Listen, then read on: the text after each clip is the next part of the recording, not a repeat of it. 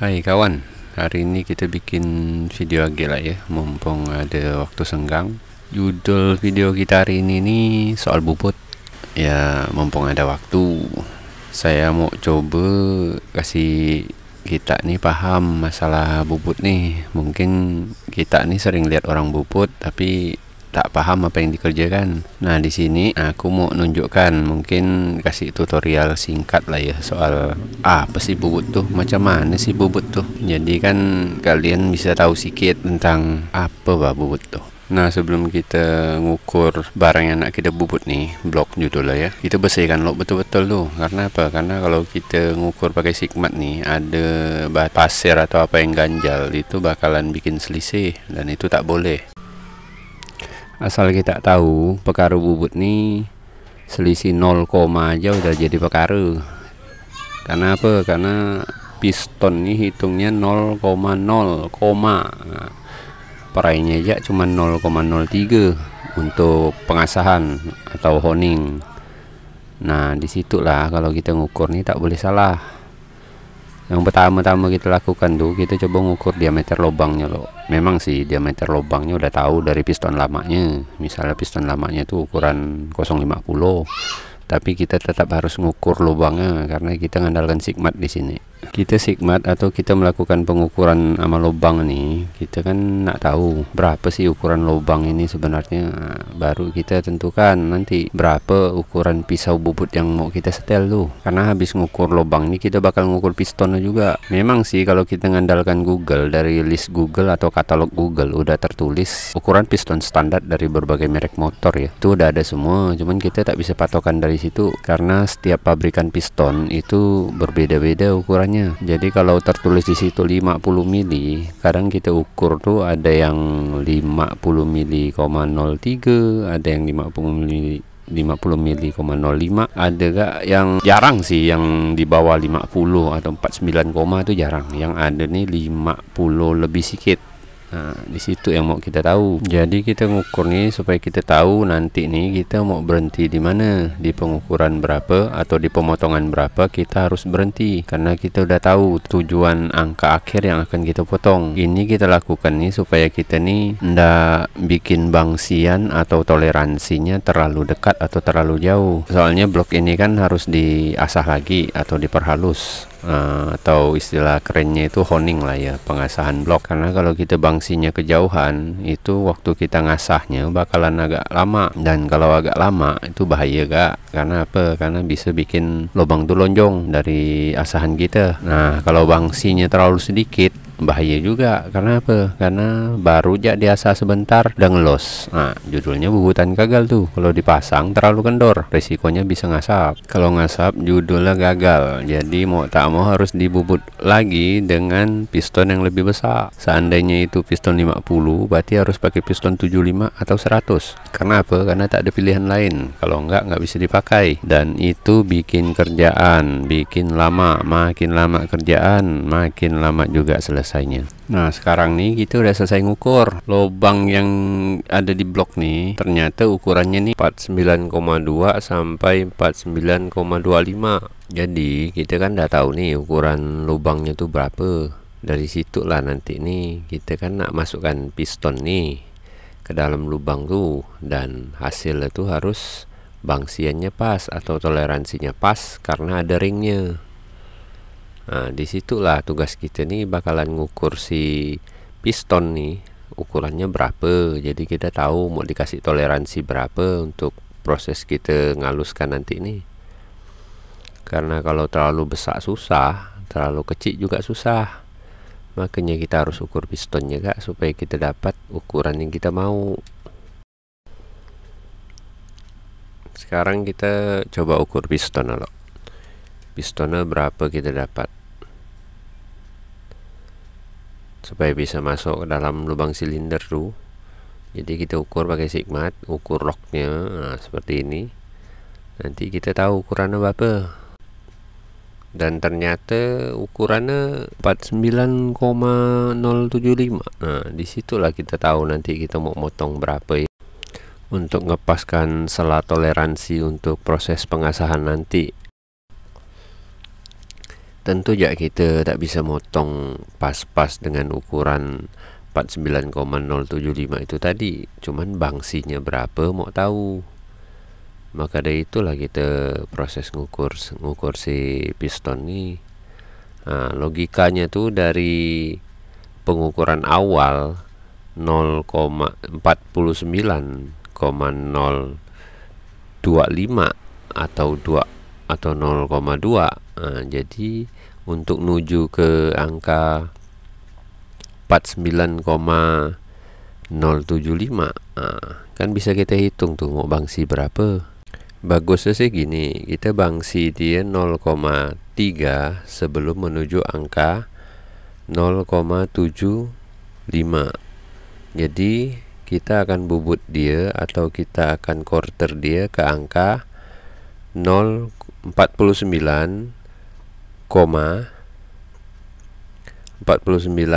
berarti kita bangsinya tuh 0,75, kita kurangi 0,3, berarti 0,72.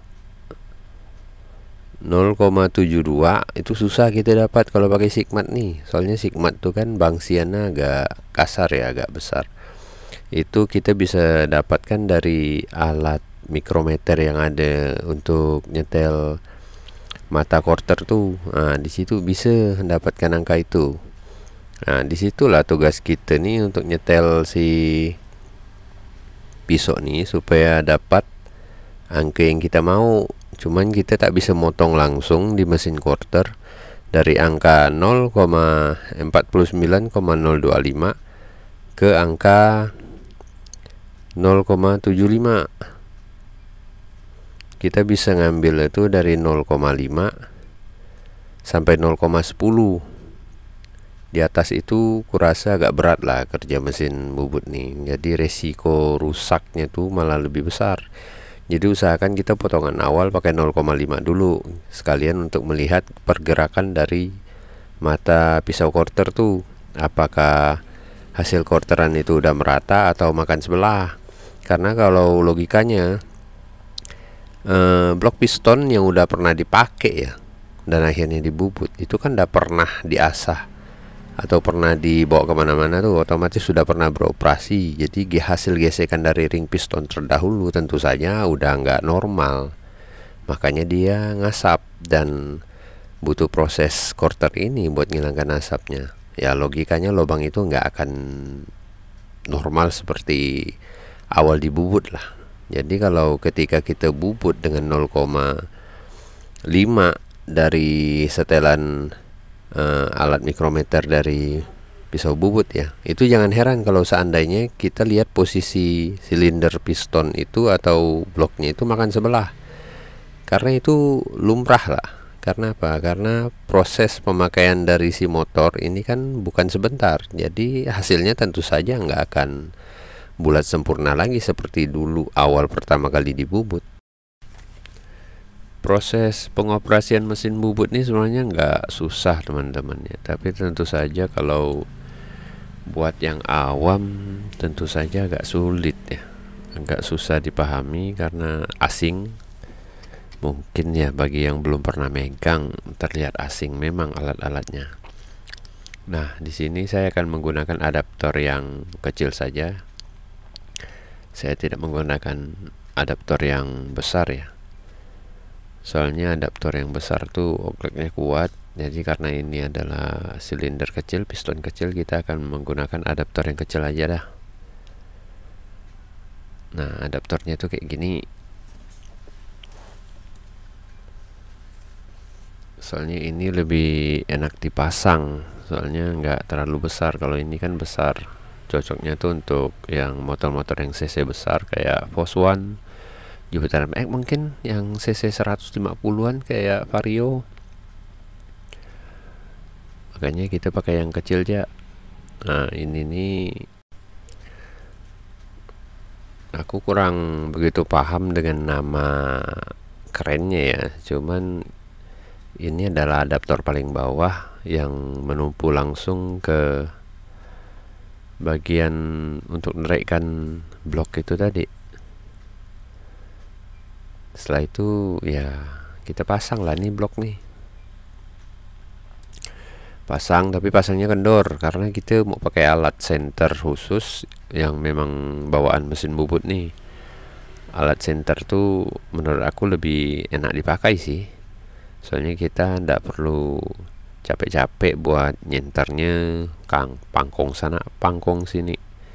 Jadi alat ini cukup dimasukkan saja dan kita tinggal naikkan baut penahan bawahnya aja. Nah, di sini ada 3 buah pelor nih. Nah, kalau di atas itu ada satu macam tombak model itu. Kalau tombak tuh dimasukkan, nah 3 pelor nih bakalan mekar, bakalan ngunci dinding bloknya tuh.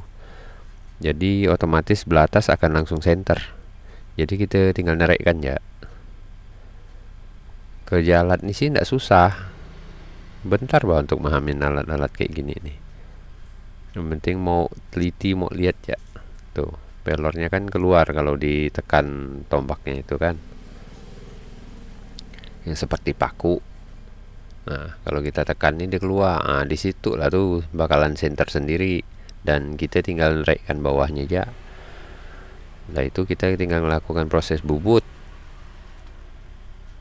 Makanya aku lebih suka pakai alat nih, karena apa? Karena kerjaan lebih cepat lah daripada kita harus nyenter manual, malah jadinya lama. Barang ini kan tinggal kita masukkan ya dalam lubang nih. Udah kita masukkan dalam lubang, tinggal kita turunkan tiang korternya. Tiang as korternya kita turunkan kan bakalan nekan si paku tuh, yang dibantu pakai per supaya naiknya gampang. Kita tinggal masukkan per nih sama pakunya ke dalam. Cuman nekannya jangan nggak semua hati, yang ada as korter yang malah bengkok nanti. Jadi kita tekan nih si paku tadi nih, tekan dia ke bawah, rasa udah cukup mentok, rasa sedikit, jangan terlalu kuat tenaga kak, yang ada malah nanti cacat barang dalam tuh, jadi kita tidak bisa pakai lagi. Kita putar ya pelan sampai rasa udah mentok, pakai tenaga pelan. Nah, rasa bloknya masih gerak atau enggak. Nah, kalau bloknya udah terkunci diam ya kita tinggal tarikkan baut bawahnya aja. Nah, ini kayaknya sih udah diam lah nih, udah center kayaknya. Nah kita tinggal tarikkan baut bawahnya tuh, baut yang ngubung ke adaptor, penekan adaptor paling bawah tuh kita tekan. Nah kalau udah tarik, dah kita tinggal lepas ya, kendorkan ini ya. Rasa pas, kendorkan, naikkan tuas itu, naikkan, keluarkan semua dari situ. Nah sudahlah, center lah dia, tinggal ngukur pisau bubut ya. Jadi pisau bubut nih ya seperti aku bilang dari awal lah ya, kita ngambil 0,05 dulu deh, atau 0,5. Kita makainya 0,5 dulu sekalian lihat hasil bubutannya. Ya kalau miring jangan panik lah, gak heran. Habis itu baru kita lanjutkan, mau ngambil berapa ke, mau 5 atau 8 setelahnya. Kalau dirasa potongannya udah bagus, baru kita naikkan sampai akhirnya kita jumpa angka 49,072. Jadi kita bangsi 3 tuh untuk proses kita ngasah nanti.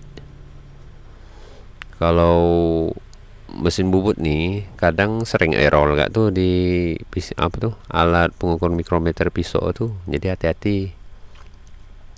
Makanya disarankan kalau misalnya nak bubut, coba pistonnya tuh nanti setelah bubut tuh dipaskan ke dalam lubang nih, dalam lubang yang kita bubut nih, supaya kita ndak telajak atau orang tuh. Soalnya kalau telajak bakalan ngelos, kalau ngelos percuma dah, kita harus naik piston lagi. Jadi piston tuh nggak bisa lagi, harus cari piston lebih besar lagi karena udah salah. Proses bubutnya agak lama, jadi video ini bakalan aku cepatkan supaya kita ini tidak bosan. Lagian hemat kuota kak, ngapain kak nengok hal-hal tak penting kan. Nanti di bagian-bagian tertentu yang memang penting untuk dilihat bakalan aku tunjukkan ke kalian. Ya enggak masalah sih, kalau misalnya kalian bingung nanti pun bisa gak nanya di kolom komentar. Nanti kalau aku sempat aku jawab. ya.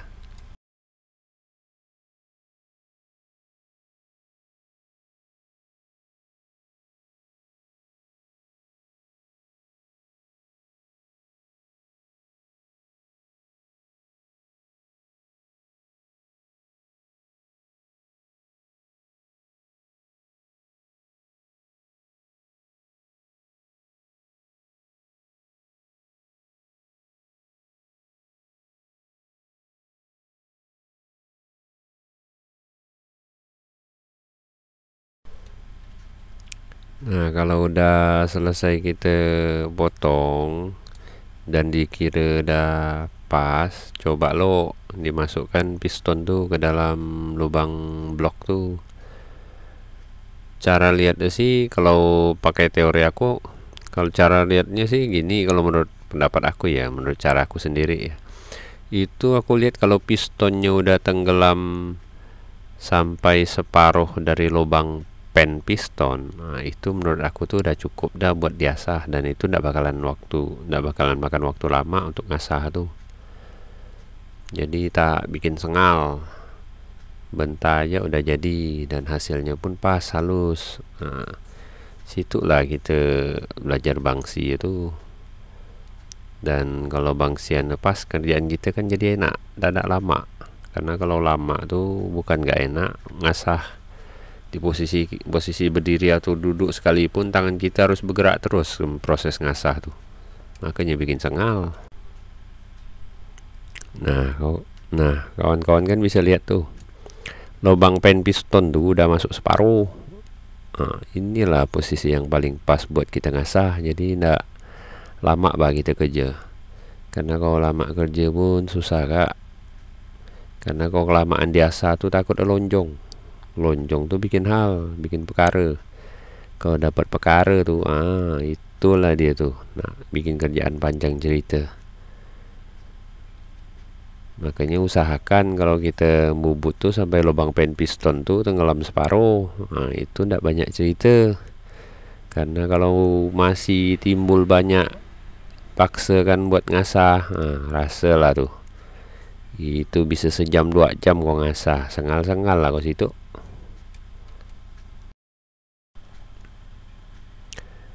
Kita ngasah blok nih pun mau hati-hati, jangan asal-asal karena nganggap enteng kerjaan. Sini nih kita pelumasnya pakai solar, bukan pakai minyak tanah atau air ya. Pakai solar karena solar tuh lebih enak dipakai kalau menurut aku lah. Ini karena alat honing aku nih, batu honingan ini masih bagus, jadi aku kadang-kadang nih pakai batu honingnya ya. Tapi tetap sih akhirnya tetap aku pakaikan amplas buat halus, karena biar tambah halus sama agak kilat lah. Jadi risiko untuk nge-gym atau terlalu kesat waktu kita ngidupkan motor waktu pertama kali rayun tuh agak jauh lah risikonya, jadi agak enak lah. Proses kita ngasah pun kita harus nerikkan batu honing atau setelan honing itu berkala, jangan langsung terik tak mampu gak boro mutar, tahu kendo tak dapat pula ngasah. Makanya harus sering kali diterikkan sedikit demi sedikit biar hasil asahan itu halus dan tetap nempel di dinding blok tuh, jadi dia ngasah bagus, jadi kita kerjanya pun tidak lama.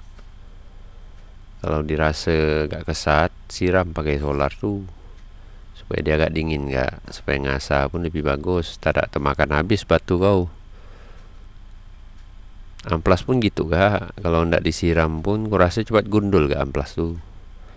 Makanya kalau amplas kering tanpa solar kurasa amplasnya cepat gundul, malah sibuk ganti amplas ya gitu nih. Dan hasilnya pun kalau asahan kering kurasa calarnya kuat. Jadi kita ngasah nih sampai dirasa cukup ya lah, ndak terlalu terik, jangan gak terlalu gendo. Yang jelas waktu kita dorong pakai jari itu dia ndak beban kuat lah, jadi kita bisa kira lah. Tidak gak dibiarkan sampai piston tuh sekali terletak langsung nyemplung ke bawah, itu tak bisa gak. Ya intinya sampai piston itu enak gerakannya di lubang silindernya, tapi tanpa harus langsung telos gitu. Karena kalau langsung telos tuh ya resiko gagalnya adalah, soalnya penahannya kan cuman ring. Kita kan kompresi piston itu kan ditahan sama ring ya. Jadi jangan nggak terlalu kendor, soalnya kalau kendor tuh resikonya besar. Tahu pemakaiannya pun udah lama. Memang sih di pemakaian motor yang untuk beban berat tuh nggak boleh dibubut trek, memang harus kendor. Karena kalau ketika kita bubut agak trek untuk proses dia ngerayon, malah bahaya. Karena apa? Karena bisa ngejim nanti dibawa barang berat tuh. Jadi kita harus bubut dia agak kendor kalau untuk motor-motor yang sering muatan tuh. Karena motor yang muatan itu kan kerjanya ekstra. Jadi kalau kita bikin dia terik, kepanasan ngejim lah budak tuh.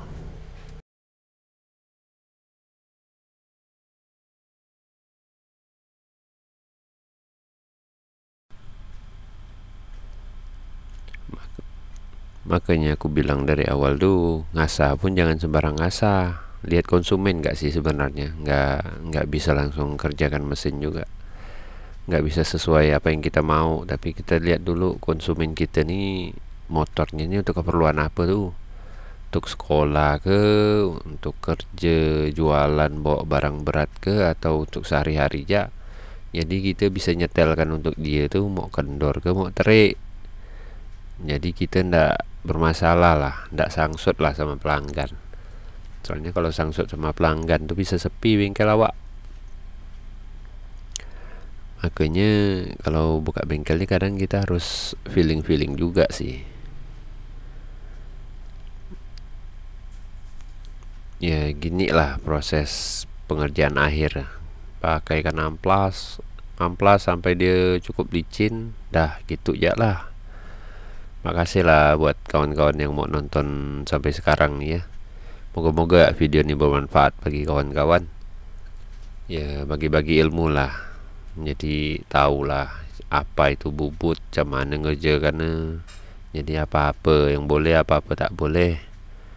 Nantilah kalau ada waktu aku bikinkan video soal cara make mesin bubut, biar tahu dari awal cara ngatur pisau sampai cara ngoperasikannya, apa-apa yang mau dilakukan dulu pertama dan belakangan. Awal itu nak hidupkan mesin dulu ke, nak nurunkan tuas pisaunya dulu ke supaya bisa mutar asnya langsung, atau gimana caranya.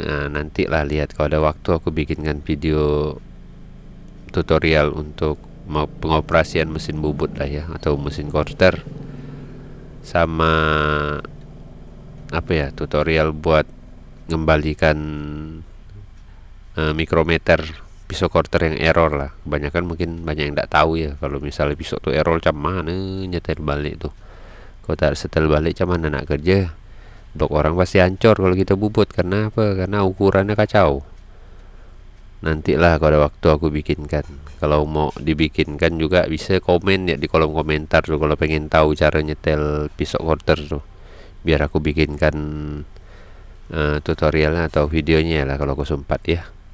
Ya makasih ya kawan-kawan kalau udah nonton video ini dari awal. Nantilah sampai jumpa lagi lah nanti kita di video-video berikut kalau sempat aku bikin lah ya. Yuk makasih ya.